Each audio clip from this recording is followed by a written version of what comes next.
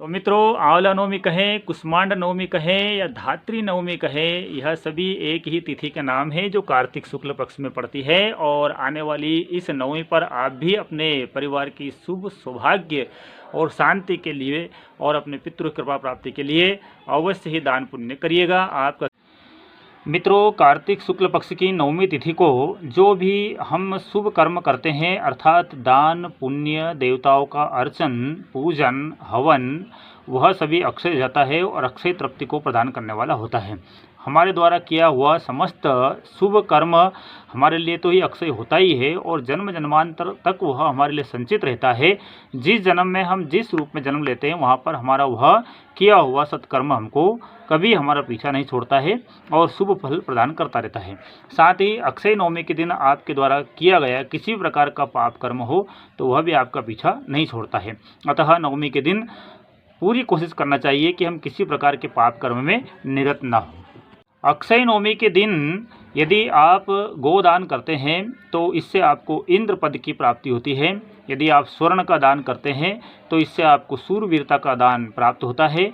यदि आपने वस्त्र आभूषण किसी भी रूप में किसी को दान कर दिया है तो आपको नरपति यानी कि इस लोक में राजा होने का वरदान प्राप्त होता है। नवमी के दिन किए गए शुभ कर्मों के परिणाम स्वरूप ब्रह्म हत्या जैसे पाप भी नष्ट हो जाते हैं। छोटे मोटे पाप तो फिर कहने ही क्या।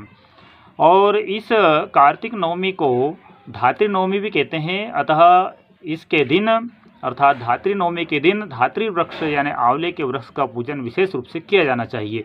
आंवला वृक्ष के पास जाकर के पवित्र आसन बिछा करके स्नान इत्यादि के बाद में पवित्र वस्त्र धारण करके और धात्रिये नमो नमः, धात्री वृक्षाय नमो नमः इस प्रकार कह करके उसका आह्वान इत्यादि करके 16 उपचार, 10 उपचार, पंचोपचार जैसी आपकी रुचि हो ऐसा पूजन किया जाना चाहिए। जब आप उसका पूजन कर लें, वृक्ष को जब इस प्रकार से आप दूध की धारा चढ़ाएंगे तो उस दूध की धारा से अक्षय तृप्ति आपके पितरों को होगी।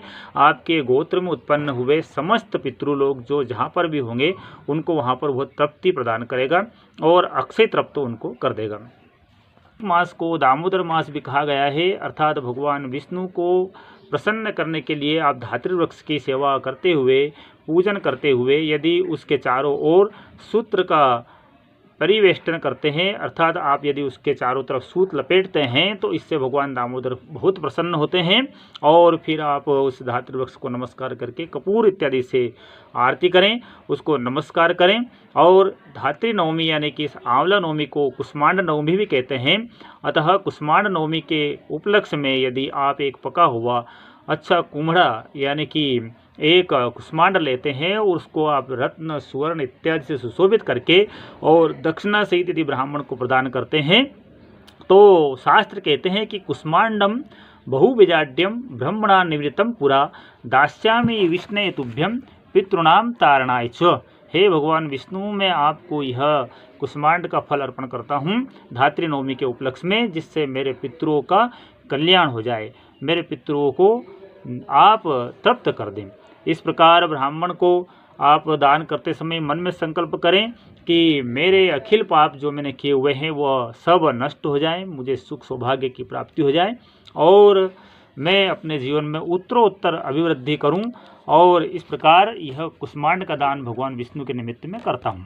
इस प्रकार किए गए आपके द्वारा शुभ कर्म अक्षय नवमी के दिन अक्षय फल प्रदान करने वाले हो जाते हैं। नवमी से संबंधित एक छोटी सी लोक कहानी भी हमको सुनने को मिलती है। हालांकि सभी कथाएं हमारे पुराणों से ही ली गई है और अनेक मतों से, मतांतरों से और भाषाओं से निबद्ध होने की वजह से इन कथाओं के जो मूल पात्र होते हैं वह लगभग लुप्त हो जाते हैं और नए नए नामों से या कई बार तो बिना नामों से ही वो बहुत प्रचलन में आ जाते हैं। तो एक कथा इस प्रकार की आंवला नवमी में प्राप्त होती है कि एक सेठ था, एक सेठानी थी और उनके 4 पुत्र थे। चारों बेटों का विवाह हो चुका था। सेठानी का एक नियम था कि वह नित्य प्रति स्नान इत्यादि करने के पश्चात में जब तक एक सोने का आंवला दान नहीं करती थी तब तक भोजन नहीं करती थी। जी हाँ मित्रों, उस सेठानी का ऐसा नियम था कि जब तक वह एक सोने का आंवला दान न दे कर दे तब तक वह भोजन नहीं करती थी। वह उसका नियमित कर्म था। रोजाना ही वह एक सोने के आंवले का दान करती तभी भोजन करती थी। जब चारों बेटों का विवाह हो गया और चारों के यहाँ पर पत्नियाँ उनको प्राप्त हो गई तो उनमें से एक पुत्र की पत्नी ने कहा कि हमारी सासू माँ इस प्रकार यदि सोने के आंवलों को रोजाना ही दान करती रही तो निश्चय ही हम एक दिन कंगाल हो जाएंगे।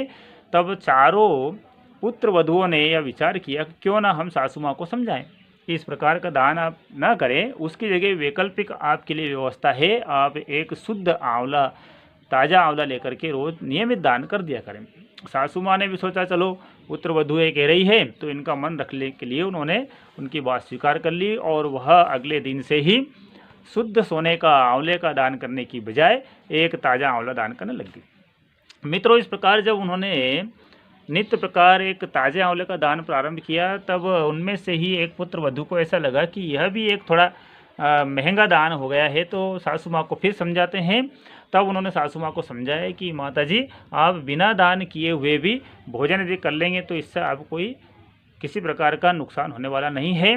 जब पुत्र वधुओं ने उस सेठानी को इस प्रकार बार बार दान करने से रोका तब एक दिन सेठानी ने अपने पति से कहा कि हमारी पुत्र वधुएं धर्म कर्म में निरत नहीं है, क्यों ना हम इनका साथ छोड़ करके अन्यत्र रहने लगें। तब सेठ और सेठानी अपनी पुत्र वधुओं से परेशान होकर के एक तरह से और अपना वह घर छोड़ करके, व्यापार छोड़ करके एक अन्यत्र स्थान पर जा कर के बस गए। अब सेठानी का जो नियमित व्रत था कि वह तभी भोजन करती जब वह आंवला दान करती, तो वह आंवला वृक्ष के पास जाकर के निवेदन करती है कि मैं आपका ये जो प्राकृतिक स्वरूप है इसी से दान करूं और मेरे पास में धन धान्य की वृद्धि हो जाए और मेरा जो वैभव है वह मुझे वापस प्राप्त हो जाए। इस प्रकार सेठानी नित्य अपना नियम करती रही और धीरे धीरे अक्षय फल उसको प्राप्त होने लगा और सेठानी और सेठ जहाँ निवास करते थे वहाँ उनका व्यापार बहुत अधिक फलने फूलने लगा और पुरानी संपत्ति जो थी उससे अधिक उनको धन संपत्ति प्राप्त हो गई।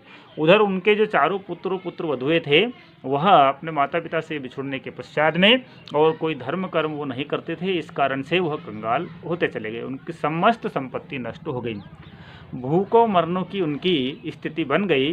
तब चारों भाइयों ने विचार किया कि आज तक हमने कोई मेहनत मजदूरी नहीं की है, अब तो हमको घर से निकल करके और मेहनत मजदूरी करना पड़ेगी। काम की तलाश में वे इधर उधर भटकने लगे। भूख प्यास से व्याकुल होकर के वे एक सेठ का नाम उन्होंने सुना कि बड़े दयालु सेठ सेठानी है और वो बहुत दान पुण्य भी करते हैं और उनके नौकर चाकर बहुत है, तुम वहाँ जा कर के कुछ नौकरी मांग सकते हो। तब वे भटकते हुए उस सेठ सेठानी के पास गए, किंतु उन्होंने जब आंवला दान करने की बात सुनी कि उनके घर से जो सेठानी है वह आंवले का दान करती है, तो उन्होंने सोचा कहीं ये हमारी माताश्री तो नहीं है, परंतु संकोचवश वे उनके पास जाते हैं और सेठ जी को देख करके अपने पिता को पहचान करके चारों भाई उनके चरणों में गिर जाते हैं, क्षमा याचना करते हैं।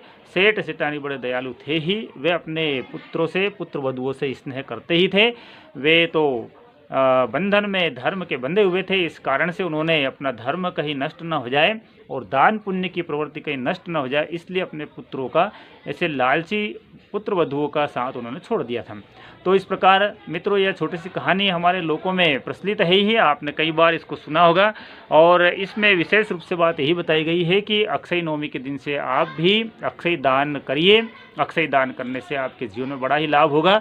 आज का किया हुआ दान आपको बहुत आगे तक पहुंचा सकता है और हमारे सनातन की यह परंपराएं हैं, लोक कथाएं हैं, पुराणों से ली गई है, इनमें आप विश्वास करिए।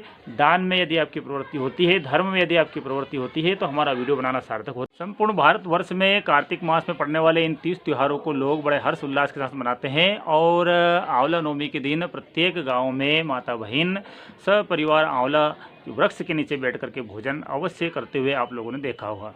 जी हाँ, अक्षय नवमी के दिन आंवले के वृक्ष की पूजन करके और वहाँ पर यदि भोजन किया जाता है तो उससे अक्षय तृप्ति प्राप्ति होती है। और करता हूँ यह वीडियो आपको बहुत ही पसंद आया होगा और आप इस वीडियो को भी बहुत लाइक करेंगे, शेयर करेंगे और चैनल पे यदि आप नए हैं तो सब्सक्राइब अवश्य करें, इससे मेरा उत्साह बढ़ेगा और सनातन धर्म के प्रचार प्रसार में मेरा मन और अधिक लगेगा।